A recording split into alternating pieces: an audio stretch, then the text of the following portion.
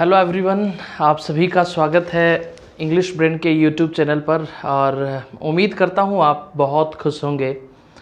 जैसा कि हम पिछले कुछ दिनों से यूट्यूब चैनल पर अनेकों एक तरीके से लगातार आपके सामने वीडियोस पेश कर रहे थे। आज आप देख सकते हैं थोड़ा सा हमने इस लेक्चर में बोर्ड में बदलाव करने की कोशिश की है। उम्मीद करता हूँ आपको चीज़ें पसंद आएंगी।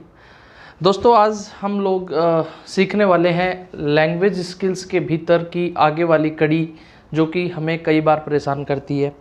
अक्सर ये होता है कि जब हम लोग इंग्लिश बोलते हैं तब अगर छोटे मोटे सेंटेंस बोलने होते हैं तो बोल लेते हैं, लेकिन सेंटेंस अगर बड़ा हो तो उस समय अपन उस सेंटेंस के नज़दीक ही नहीं जाते, क्योंकि हम सोचते हैं कि कौन कोशिश करेगा।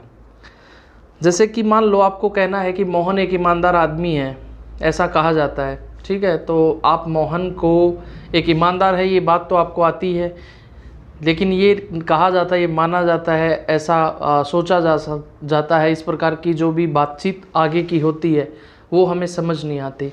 तो आज लोग हम सीखने वाले हैं। सबसे पहले तो जिन्होंने भी इंग्लिश ब्रेन को सब्सक्राइब नहीं किया है वो सब्सक्राइब कर लें। इसके बाद देखिए, कहानी को थोड़ा सा अपन शुरू करते हैं एक अच्छे तरीके से। तो आइए चीज़ों को सीखते हैं।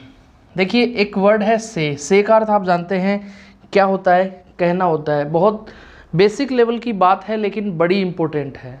बेसिक लेवल की बात है लेकिन बड़ी इम्पोर्टेंट है। इम्पोर्टेंट इसलिए है क्योंकि कई बार इन्हीं सेंटेंसेस की वजह से मार खा जाते हैं। आइए चीज़ों को समझते हैं। से की थर्ड फॉर्म आप लोगों ने कहा सैड, ठीक है।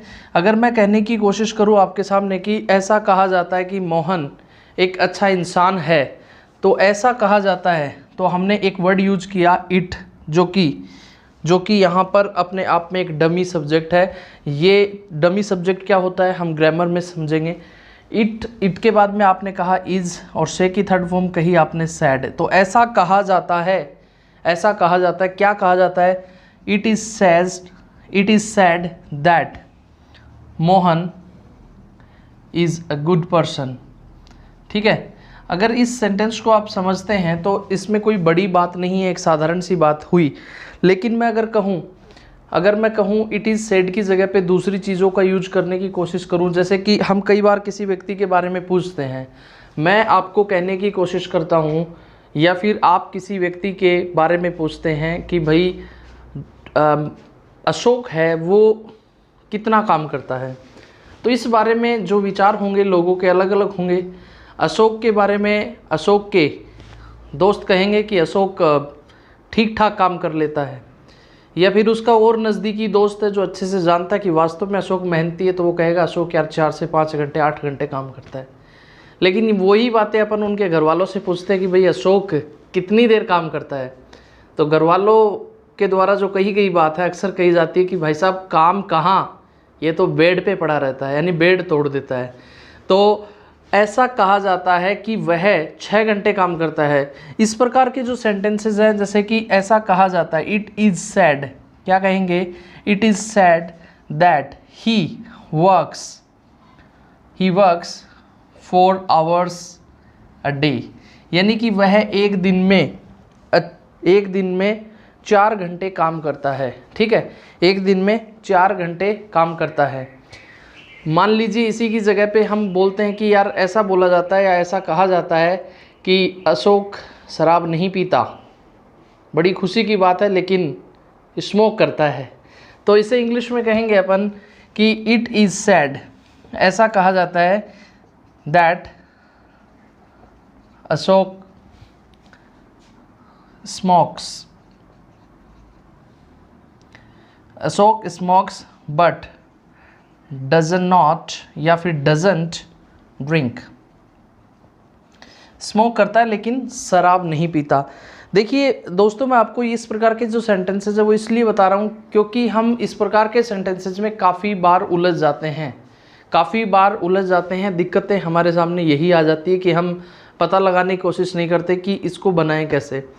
अभी इसी चीज़ को अगर मैं सेड को हटाकर दूसरी बात आपके सामने रखने की कोशिश करूं, जैसे कि अब मैं इस चीज़ को रिमूव कर रहा हूं, ध्यान रहे, अगर आपको चीज़ें अच्छी लग रही है तो आप इसको स्क्रीनशॉट ले सकते हैं। और मैं तो बार बार कहता रहा हूँ कि आप लोग डायरी, नोटबुक या फिर और कोई ज़रिया जिससे कि चीज़ें आपके पास रह सकें जो भी आपको यहाँ पढ़ाई जा रही हैं। देखिए इसी की जगह पे हम लोग समझते हैं दूसरी चीज़। मान लो यहाँ पर एक वर्ड मैंने लिख दिया प्यारा सा, कंसीडर। क्या लिखा? कंसीडर। जो भी मैं बोलता हूँ आप ज़रा सा बोलने की कोशिश। मैंने पिछले लेक्चर में ये चीज़ आपको बताई थी कि अच्छा होगा आप बोलें इसे इंग्लिश में कैसे कहेंगे।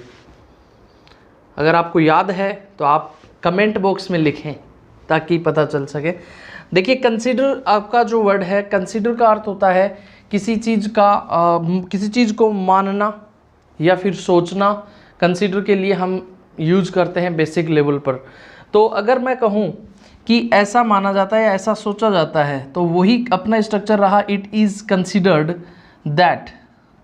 ऐसा सोचा जाता है या ऐसा माना जाता है, it is considered that he works hard, कि वह मेहनत करता है। ठीक है, ही वर्क्स हार्ड ऐसा कहा जाता है तो आपने कहा सेड, और ऐसा माना जाता है तो आपने कहा कंसीडर। ठीक है, एक और एग्जांपल समझते हैं फिर इसके आगे की बातचीत करेंगे। जैसे कि मैंने कहा it is considered that his father doesn't tell a lie. ऐसा माना जाता है, ऐसा कहा जाता है कि उसके पिताजी जो हैं वो झूठ नहीं बोलते। तो दोस्तों इस प्रकार के जो सेंटेंसेस होते हैं वो हमारे लिए बेहद महत्वपूर्ण है। कंसीडर की जगह पे दूसरा वर्ड अपन और यूज कर सकते हैं। जैसे कि मान लीजिए आप कहना चाहें बिलीव, इट इज़ बिलीव्ड। ठीक है, इट इज़ बिलीव्ड। या फिर मैं आपकी यहाँ पर लिखने की कोशिश करूँ एक्सपेक्ट। एक्सपेक्ट से आप थोड़ी सी चीज़ों को और समझने की कोशिश करें। लिखे हुए एक्सपेक्ट में एक एक्सपेक्ट हुआ ये, एक दूसरा जो आपका हुआ वो हुआ ये, और एक तो तीसरा जो भी हुआ वो हुआ ये। Expect, accept, accept. एक्सपेक्ट होता है उम्मीद करना, ठीक है, उम्मीद करना, आशा करना, और एक्सेप्ट होता है स्वीकार करना, और एक्सेप्ट होता है के सिवाय। बहुत बेसिक बातचीत है लेकिन थोड़ा सा बोलने के दौरान हमें ध्यान रखना है। तो जैसे कि ऐसी उम्मीद की जाती है कि स्ट्राइक कल ख़त्म हो जाएगी या फिर लॉकडाउन कल ख़त्म हो जाएगा, तो इसे इंग्लिश में कैसे कहेंगे आइए समझते हैं।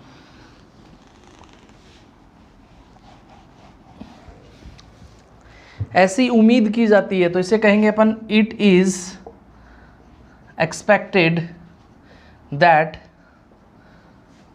द लॉकडाउन विल एंड सून।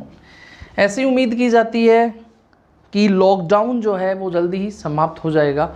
ठीक है, या फिर मैं कहूँ इट इज़ एक्सपेक्टेड दैट, ऐसी उम्मीद की जाती है कि मौसम कल साफ रहेगा, साफ हो जाएगा या अच्छा हो जाएगा, तो it is expected that the weather will B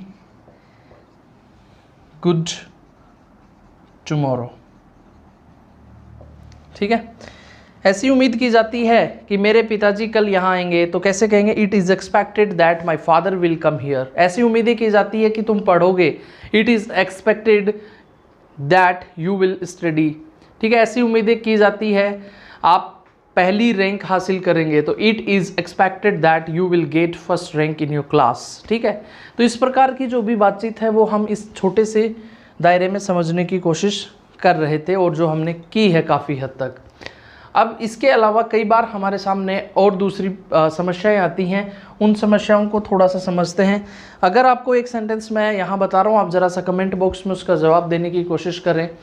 मैं कहूँ ऐसा कहा जाता है वह शानदार इंग्लिश बोलता है या वह अच्छी इंग्लिश बोलता है। अगर ये आपको आता है तो जवाब दें कमेंट बॉक्स में, और उम्मीद रहेगी कि आप इसका जवाब ज़रूर देंगे।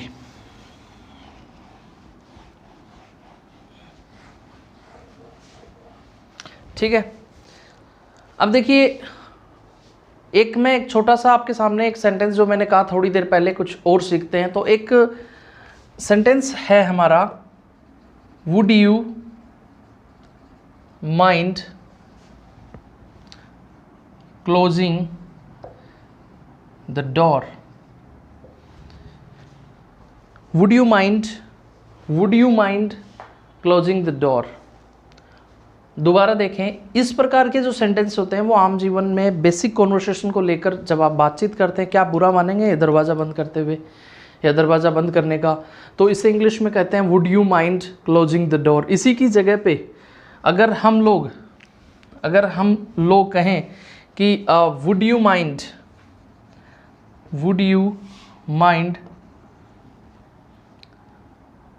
स्विचिंग ऑन द लाइट, ठीक है।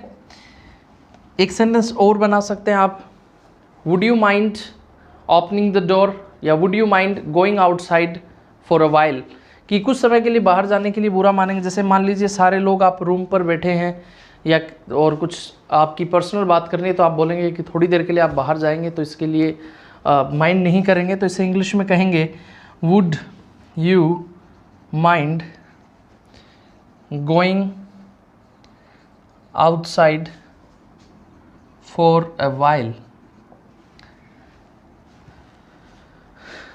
तो ये हमारा एक अलग से कॉन्सेप्ट, तो क्या कहेंगे इसे, हम बेसिक कॉन्वर्सेशन में यूज किया जाने वाला सेंटेंस है। इसका उम्मीद है कि आप इस सेंटेंस को समझेंगे। देखिए, हमारे यहाँ पे यूट्यूब चैनल पर जितने भी सब्सक्राइबर्स हैं वो लगभग काफ़ी गंभीर सदस्य हैं और मैं उनकी सराहना करता हूँ। तो उम्मीद करता हूँ कि आप लोग चीज़ों को बहुत गंभीरता के साथ में सीख रहे होंगे और आपके इस गंभीरता के कारण ही हम लगातार वीडियोज़ अपलोड कर रहे हैं, क्योंकि यहाँ पर अपन दूसरी चीज़ों के लिए नहीं है। ख़ास तौर पे बता चुका हूँ, आने वाले समय में लगातार हम इंग्लिश ग्रामर के स्पोकन इंग्लिश और मोटिवेशनल वीडियोज़ आप तक पहुँचाते रहेंगे। अगर आपने सब्सक्राइब नहीं किया तो सब्सक्राइब कर लें और लगातार सपोर्ट करें, और सारी चीज़ें जो आप हमारे लिए पॉजिटिव तरीके से रख रहे हैं इस यूट्यूब प्लेटफॉर्म पे, उसके लिए आपका बहुत बहुत धन्यवाद, दिल से धन्यवाद। और आशा करता हूँ कि आप अच्छे तरीके से इंग्लिश सीख रहे होंगे और कोशिश कर रहे होंगे, और आपकी जो ये कोशिश है एक दिन आपको मजबूत बनाएगी। Thank you so much.